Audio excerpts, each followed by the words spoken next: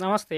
Devotional channel में आप सबका स्वागत है। इस वीडियो में हम लोग देखेंगे और सुनेंगे भी माता शारदा का जन्म जयंती पर किए जाने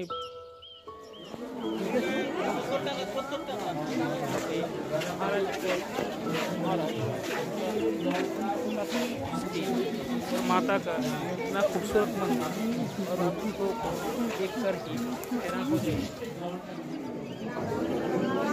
वीडियो को अंत तक जरूर देखिए।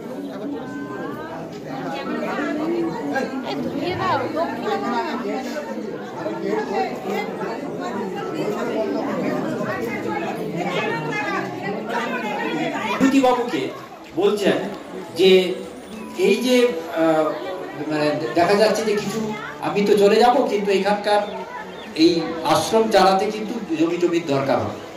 তাই তিনি তারপরে বর্ধমানের রাজার সঙ্গে পরামর্শ করে আরো কিছু জমি জমার কেনার ব্যবস্থা তিনি করেছেন। তাই এই যে দূরদৃষ্টি যে এই গ্রামের আশ্রম চালাতে গেলে জমি দরকার, জমি ছাড়া জমিতে শস্য উৎপাদন হবে, সেখান থেকে ভক্ত এবং তার ভক্তের সেবা সম্পন্ন হবে। তাই এই চিন্তা কিন্তু তার ছিল। এটাও একটা নিবিড় গ্রাম উন্নয়নের একটা বিরাট দিক।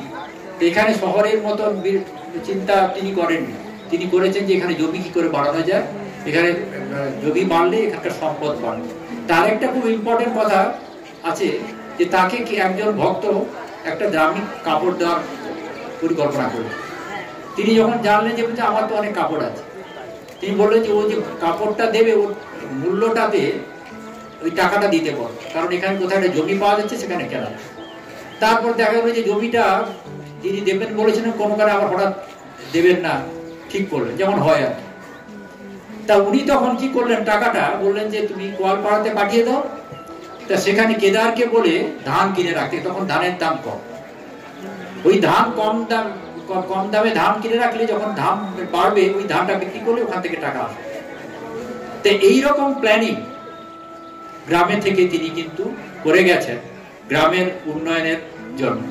তা গ্রামের উন্নয়নের জন্য এই যে তার চিন্তা ভাবনা শুধু এই গভীরভাবে পল্লী সমাজের নয়, এই আশ্রমকে শ্রীবৃদ্ধির জন্য নয়, সমস্ত ভাবে তার কিন্তু এই চিন্তা ছিল।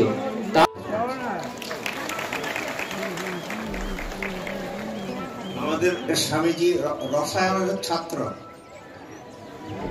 কাজে কাজে একটা ইনডেপথ স্টাডি আমরা পাবই, এবং অসাধারণ কতগুলো আলোকপাত করে গেছেন। বলার মতো জায়গাটা খুব কম, কিন্তু অসাধারণ কিছু জায়গা তিনি আমাদের কাছে দিয়ে গেছেন। যেমন একটি হচ্ছে ভক্তের জাত নেই, মনে রাখবেন এটি একটি মস্ত বড় মহামন্ত্র মা দিয়ে গেছেন, তিনি আমাদেরকে শোনালেন।